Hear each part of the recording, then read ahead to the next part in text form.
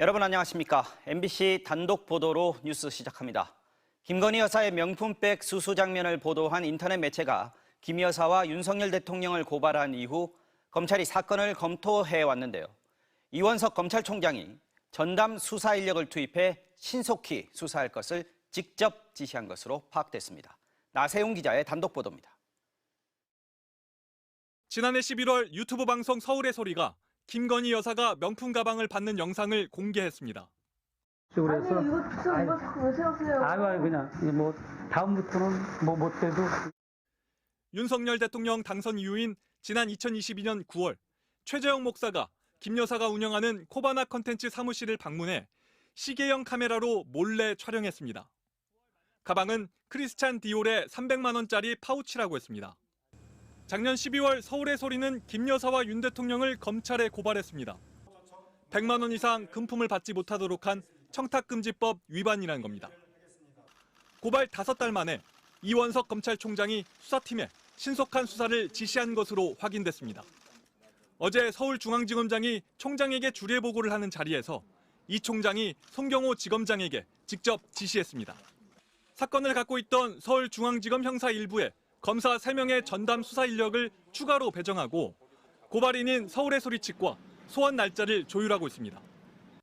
윤 대통령은 지난 2월 KBS와의 대담에서 이 사안을 정치 공작이라고 규정했습니다. 시계에다가 이런 몰카까지 들고 와서 이런 걸 했기 때문에 공작이죠.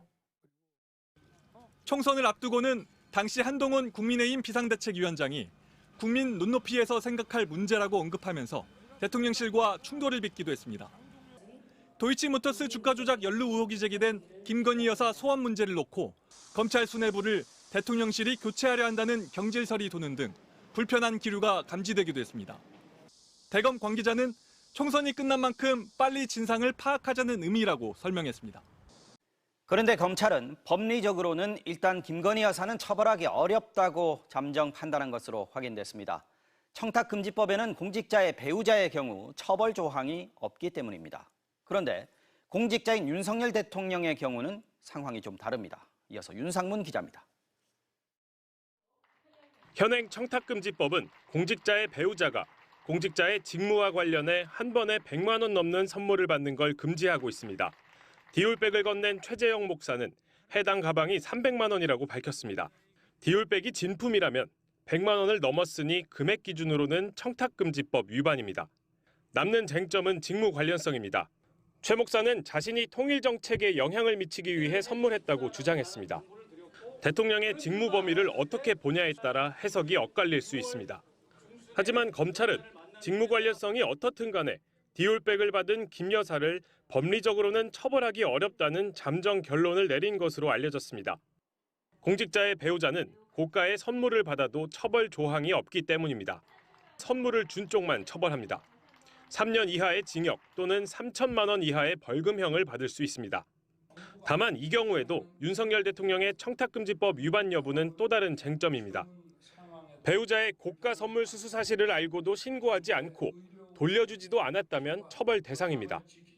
대통령실 관계자 발로는 대통령 선물로 보관 관리하고 있다는 취지로 계속 설명을 해왔기 때문에 금품을 받은 다음에 돌려주지도 않고 계속 갖고 있다. 이거는 이제 사실로 확인된 거로 봐야 될 것 같습니다. 윤석열 대통령이 김건희 여사의 디올백 수수 사실을 언제 알았는지 그리고 이후 받은 사실을 신고했는지 여부도 중요 쟁점이 되는 만큼 어떤 식으로든 윤 대통령에 대한 수사도 불가피할 것으로 보입니다. 검찰총장이 직접 명품백 수수 의혹에 대한 신속 수사를 지시한 데 대해 대통령실은 아직 아무런 입장을 내놓지 않고 있습니다. 야권은 대통령실이 이 시점에 민정수석실을 부활시키려는 것은 검찰 등 사정기관을 통제하려는 것 아니냐고 날을 세웠습니다. 김민찬 기자가 보도합니다. 김건희 여사는 명품백 수수 의혹이 불거진 뒤 작년 12월 네덜란드 순방을 끝으로 5달간 공개 활동에 나서지 않고 있습니다. 지난 2월 김 여사의 동행 여부가 관심사였던 독일 순방은 나흘 전 갑자기 취소됐고 총선 때도 비공개로 혼자 투표했습니다. 외국 정상 방문에도 등장하지 않고 자맹하던 김 여사는 조만간 공개 활동을 재개할 걸로 알려졌습니다. 가정의 달을 맞아 대통령실이 준비하고 있는 여러 행사에 자연스럽게 등장하는 모습이 연출될 것으로 보입니다. 이런 상황에서 검찰이 김건희 여사의 명품백 수수 의혹에 대해 본격 수사에 나선 건데 대통령실은 별다른 입장을 밝히지 않았습니다. MBC는 대통령실에 이원석 검찰총장의 지시를 알았는지 입장은 무엇인지 물었지만 답변을 받을 수 없었습니다. 야권은 대통령실의 민정수석실 부활에 날을 세우고 있습니다. 대통령실은 이르면 다음 주 민정수석의 김주현 전 법무부 차관을 임명할 걸로 알려졌습니다. 야당에선 박근혜 정부 시절 국정농단에 연루됐던 우병우 사단의 복귀라고 지적했습니다. 김 전 차관은 박근혜 정부 당시 법무부 차관과 대검 차장을 지낸 대표적인 우병우 사단입니다. 조국혁신당 조국 대표는 윤석열 정권과 김건희 여사를 포위하기 위해 은밀히 수사기관을 조정하고 여러 법률적 방식으로 야당을 탄압할 것이라고 주장했습니다. 올해 초부터 용산과 검찰 수뇌부와의 불화설이 불거졌는데 이 때문에 검찰을 통제하려는 게 아니냐는 우려도 나왔습니다. 검찰 수뇌부와의 소통이라든지 이런 것들이 잘 안 된다는 얘기도 들리고 중간에 뭔가 하나의 절차를 둬야 되는 그런 상황이 온 게 아닐까.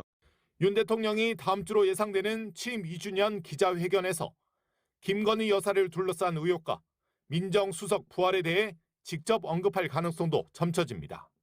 MBC 뉴스 김민찬입니다.